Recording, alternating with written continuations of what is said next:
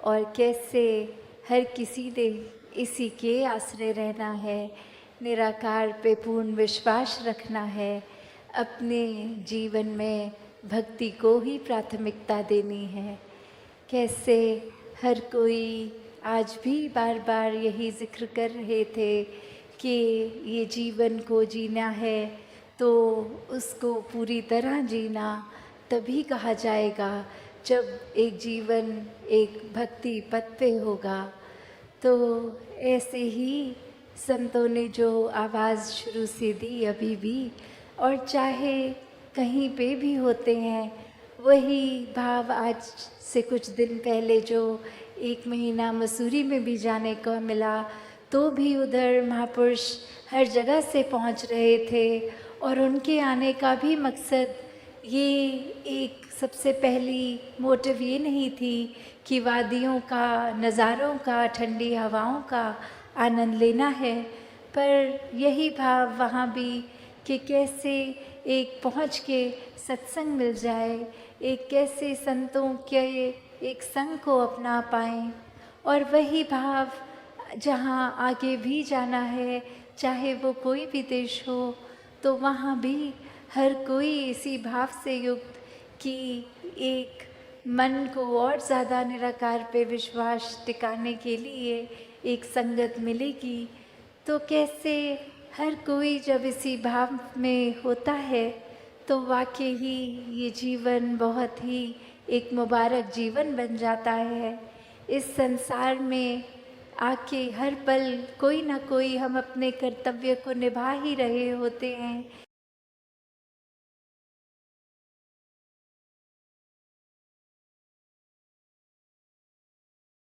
चाहे कोई भी आयु में हो, वो रिस्पॉन्सिबिलिटी उस समय की कैसी भी ही हो, पर भक्तों ने कभी भी उसको एक एक्सक्यूज़ नहीं बनाई, एक उसको बहाना नहीं बनाया कि क्योंकि हम इस समय अपने जीवन की इस अवस्था में कामकाज कर रहे हैं, पढ़ाई लिखाई कर रहे हैं या जो भी कर रहे हैं, तो वो एक बात नहीं बनती बाधा भक्ति में, बल्कि भक्त तो वो सारे कार्य करते करते भी भक्ति करते हैं। हर समय ही इस निराकार में मन को एक अपने आप को इसके अंदर एक मिक होकर इसी के एहसास में सारे कार्य करते जाते हैं। तो ऐसे ही कहीं पे भी किसी संत ने कभी नहीं कहा कि ये संसार से नाता तोड़ना होगा तभी परमात्मा में मन लगेगा। नहीं, परमात्मा तो कण कण में है, एक हर एक के अंदर है, हर तरफ है।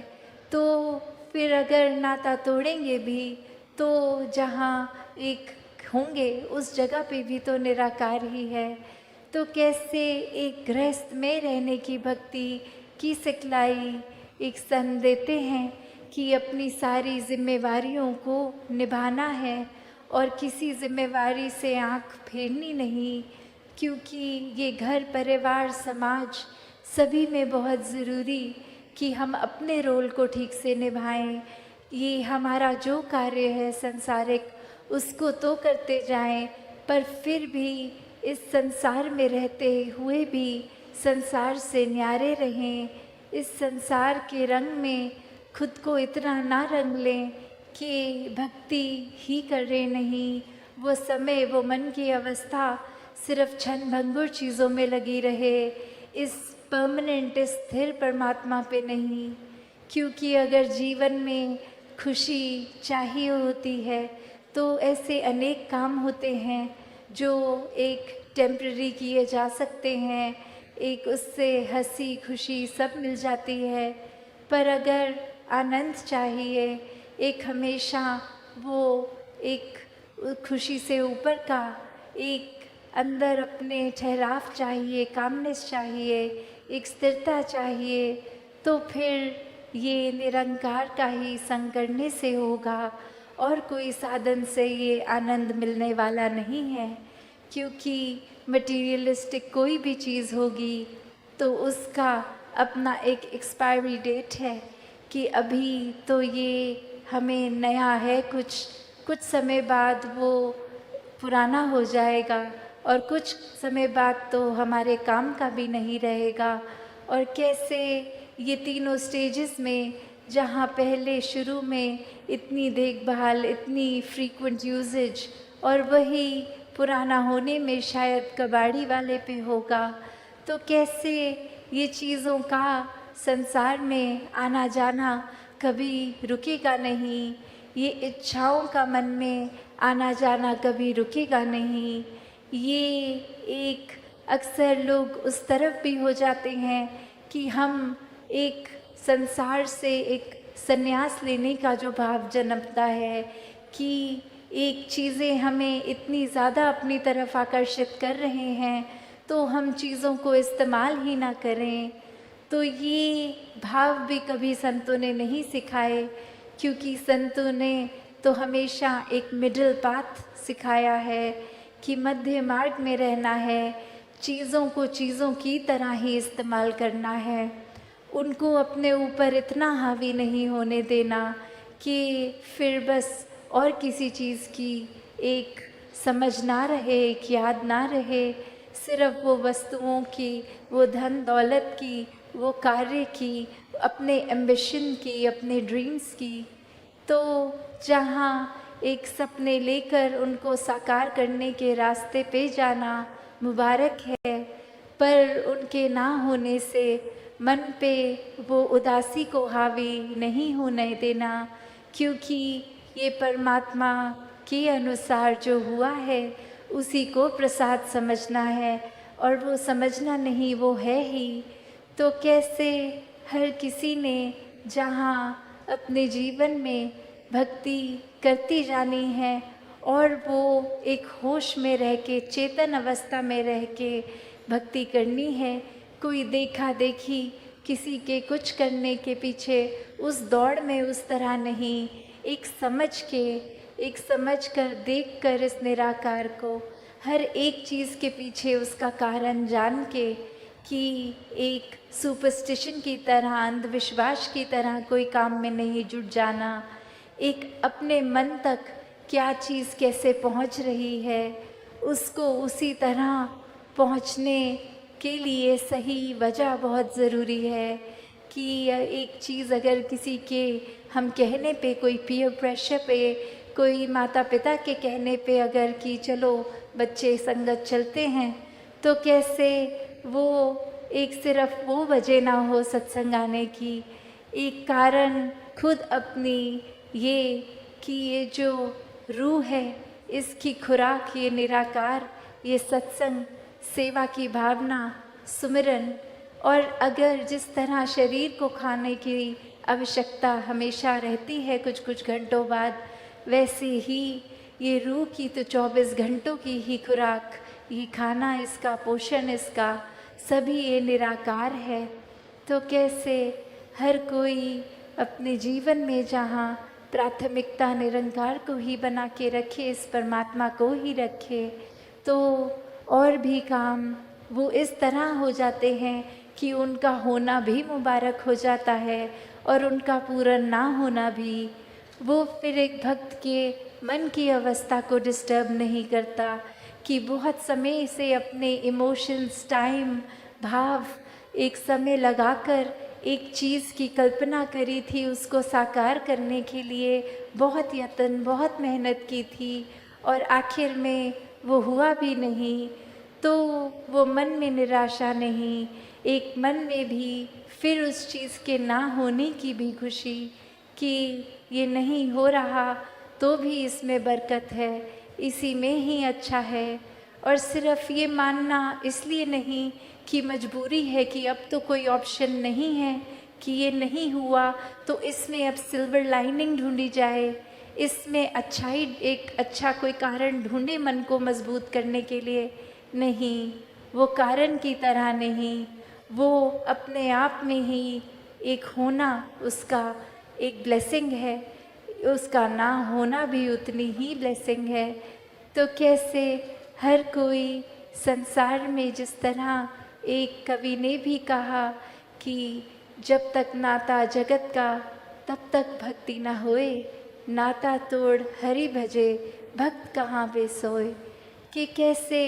अपने संसार में जिस तरह भी जी रहे हैं, उस चीज़ को, उस काम को उसी तरह अगर हम तब तक उस दायरे तक कर रहे हैं कि ये हमारे रोज़मर्रा की एक क्रिया की तरह ज़रूरत है इस काम की, तब तक एक अपनी जिम्मेवारी निभा रहे हैं तो मुबारक है। वरना अगर मन को ही अपने अंदर इस पूरे संसार के कामकाज और ये माया को ही डाल लेंगे तो फिर ये भक्ति तो हो नहीं सकेगी, क्योंकि जहाँ भक्ति का असली मतलब ही होता है इस परमात्मा के साथ मन लगाना, और वहाँ मन तो दुनिया के साथ लग गया तो फिर ये भक्ति नहीं हो सकती। एक ये भक्ति में हम अपने फ़ायदे की तरह, अपने और चीज़ों की तरह तो कुछ कर रहे होंगे, पर वो असली रूप में भक्ति नहीं कर रहे हैं। तो कैसे जब इस संसार को प्राथमिकता देने की बजाय इस परमात्मा में ही अपना मन लगाएंगे तो ही वाक्य में ही एक भक्ति हो सकती है। और कैसे फिर जब मन इस परमात्मा में लगता है तो वो संतों ने जो हमेशा से समझाया वो उस रास्ते पर हम चलते हैं, वो साकार हो पाता है। तो ऐसे ही जैसे सभी आप इस निराकार को ही हर समय के लिए मन में बसाते हैं, आगे भी ताउम्र इस निराकार पे भरोसा पूरा एक अपने जीवन में हर चीज़ एक संत मति के अनुसार, एक भक्तों की सिखलाई के अनुसार पूरे संसार की भलाई के लिए कदम ऐसे ही दिशा में जब चलते जाएंगे तो ये जीवन वाकई ही अनमोल बन जाएगा। कैसे फिर जो अभी भी सबने वो समागम के अक्टूबर की डेट्स भी सुनी, तो कैसे मन जैसे अभी ही एक खुशी महसूस कर रहा है, एक उत्साह कि अब समागम आ रहा है तो सेवा की रुत भी है, तो कैसे अपने आप को ये सेवाओं से भी हम भरपूर कर लें, एक मन को एक नया स्टार्ट अभी से करके कि एक डिस्ट्रैक्शंस तो हर समय की होंगी, कैसे वो डिस्ट्रैक्शंस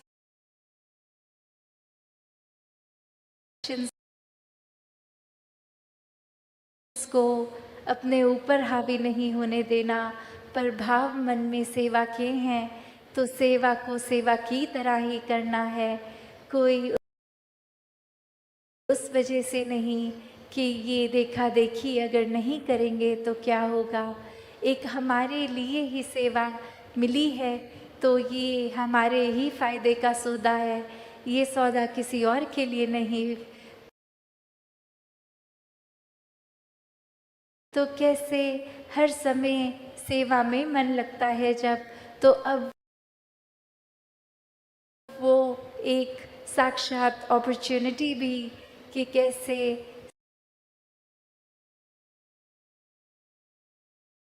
सेवाओं में बढ़ चढ़ के योगदान दें, ताकि वो समागम आने पर भी हर कोई इस निराकार को मन में और गहराई से बसा सके, एक पूरे संसार के लिए, समाज के लिए वरदायनी जीवन अपना बना सके। दासी और शब्दों का सहारा ना लेके इन्हीं शब्दों से आज्ञा लेगी। सात संगत जी, धन निरंकार जी।